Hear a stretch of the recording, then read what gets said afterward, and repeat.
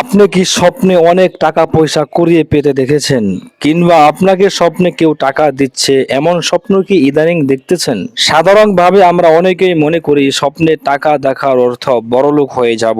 কিন্তু সব ক্ষেত্রে ইসলাম এমন অর্থ বহন করে না। কিছু কিছু সময় আপনার অশান্তি এবং বিপদের ইঙ্গিত হতে পারে। স্বপ্নের ব্যাখ্যাকার ইমাম ইবনে সিরিন রহিমাহুল্লাহ তিনি লিখেছেন, টাকা দেখা মানে কোনো কোনো সময় আপনার ভাগ্য পরিবর্তন হতে পারে, আবার কোনো কোনো সময় আপনার বিপদের ইঙ্গিত হতে পারে। প্রখ্যাত স্বপ্নের ব্যাখ্যাকার ইমাম ইবনে সিরিন রহিমাহুল্লাহ তিনার কিতাবে উনি লিখেন, ইসলামের দৃষ্টির দিক দিয়ে স্বপ্নে টাকা দেখা কখন আপনার জন্য ভালো, আপনার জীবন পরিবর্তন হবে, আর কখন আপনার বিপদ আসতে পারে, এই ভিডিও থেকে বিস্তারিত আজকে আলোচনা করা হবে। এক নম্বরে, রাস্তা থেকে টাকা কুড়িয়ে পাওয়া। যদি আপনি রাস্তায় অল্প টাকা কুড়িয়ে পান, যেমন কয়েকটা কয়েন, 5 টাকা, 10 টাকা, 20 টাকা রাস্তায় কুড়িয়ে পেয়েছেন, এরকম যদি স্বপ্ন দেখেন তাহলে আপনার সংসারের মধ্যে ছোট একটা সমস্যা আসতে পারে, যে কোনো দুশ্চিন্তায় পড়তে পারেন, বেশি বড় না ছোট একটা সমস্যায় পড়তে পারেন। ইমাম ইবনে সিরিন রহিমাহুল্লাহ তিনি লিখেন, যদি আপনি স্বপ্নের মাধ্যমে রাস্তায় টাকা কুড়িয়ে পেয়েছেন অনেক টাকা, যেমন 1000, 2000, 3000, 10,000 এর ঊর্ধ্বে আপনি টাকা পেয়েছেন রাস্তায়, তাহলে যে কোনো বড় একটি বিপদের ইঙ্গিত আসতে পারে আপনার জীবনে, অথবা আপনি আর্থিক দিক দিয়ে বিশাল লোকসানের মধ্যে পড়তে পারেন। তবে সম্ভাবনা আছে, ব্যাখ্যাকার কিতাবে লিখেছে, আমি যে এটা বলতেছি ভবিষ্যৎ আপনার এরকম হবে এমন কিন্তু নয়, এই ব্যাখ্যার কিছুটা এদিক সেদিক হতে পারে, কিতাব দ্বারা প্রমাণিত। 2 নম্বর, যদি আপনি স্বপ্ন দেখেন আপনাকে কেউ টাকা দিচ্ছে, হাওলাত হতে পারে অথবা যে কোনো মাধ্যমে, ব্যক্তিটা পরিচিত হতে পারে, অপরিচিত হতে পারে। যদি আপনি স্বপ্নে দেখেন যে আপনাকে টাকা দিচ্ছে, তাহলে এই স্বপ্নটি খুব শোভনীয় স্বপ্ন। অচিরে একটি ভালো কাজের সন্ধান পাবেন, অচিরে আপনার জীবনটা বদলে যেতে পারে, অচিরে আপনার সংসারে বরকত আসতে পারে। আপনি যদি স্বপ্নে দেখেন আপনার টাকা হারিয়ে গিয়েছে, যেমন আপনার জমানো টাকা, আপনি অনেক টাকা জমিয়েছেন, স্বপ্নে দেখতেছেন আপনি অনেক টাকা জমিয়েছেন, সেই টাকা হারিয়ে গেল, সাবধান, এই স্বপ্নটি খুবই বিপজ্জনক স্বপ্ন।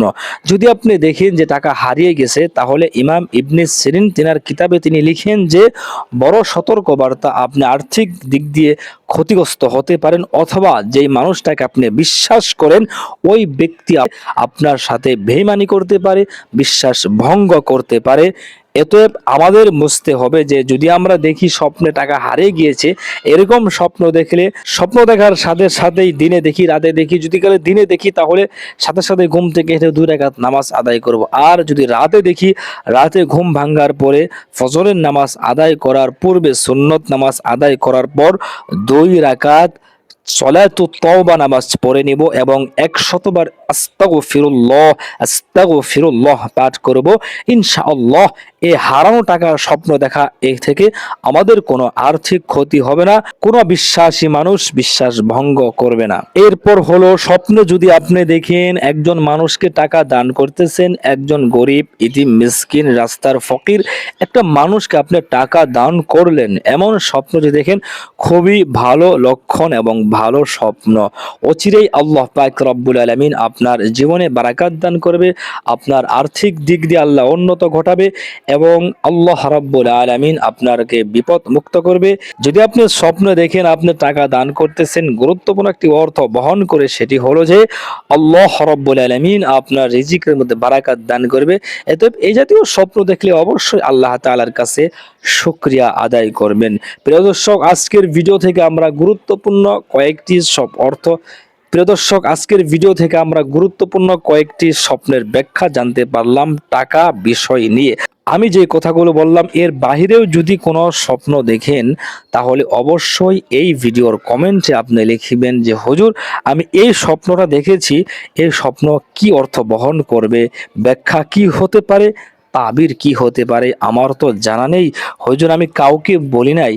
আপনার কমেন্ট বক্সে আমি লিখে দিলাম, হুজুর আপনি অবশ্যই আমাকে রিপ্লাই দিয়ে জানাবেন। ইনশাআল্লাহ আপনি যে স্বপ্ন দেখেছেন আমি আপনার সেই স্বপ্নের ব্যাখ্যা দেওয়ার চেষ্টা করব। প্রিয় দর্শক, আরেকটি কথা না বললে নয়, প্রতিটি ভিডিওতে বলি যে স্বপ্ন দেখলেই যে সেটা বাস্তব হয়ে যাবে তেমন কিন্তু নয়।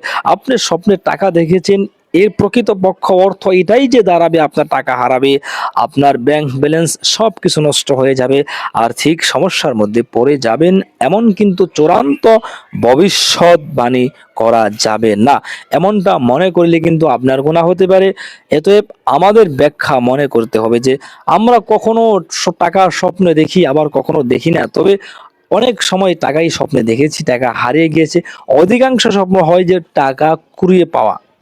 আমি আবারও বলতেছি যে অধিকাংশ স্বপ্ন আমরা দেখি যে টাকা কুড়িয়ে পাওয়া, এই স্বপ্নটা কিন্তু ভালো নয়। আমি আবারও বলতেছি, প্রথমে যদি আপনি অল্প টাকা কুড়িয়ে পান, কয়েন 5, 10, 20 টাকার নোট হতে পারে ছোট টাকা, তাহলে আপনি বুঝে নেবেন যে আপনার সংসারের মধ্যে ছোট একটি বিপদ আসতে পারে। যদি আপনি দেখেন অনেক হাজার লক্ষ টাকা কুড়িয়ে পেয়েছেন, এক বস্তা টাকা পেয়েছেন, এরকম স্বপ্ন দেখেন না, অনেকেই দেখে। তো তো এটা অর্থ দাঁড়াবে যে আপনি বিপদের সম্মুখীন হতে পারেন। বড় একটি বিপদ আপনার সংসার, আপনার ফ্যামিলির মধ্যে আসতে পারে, সম্ভাবনা রয়েছে। এটা আমার মুখের কথা নয়, বরং ইমাম ইবনে সিরিন, যিনি ছিলেন স্বপ্নের ব্যাখ্যাকার প্রখ্যাত একজন আলেম, তিনার কিতাবে তিনি লিখেছেন, খবনামা কিতাবে।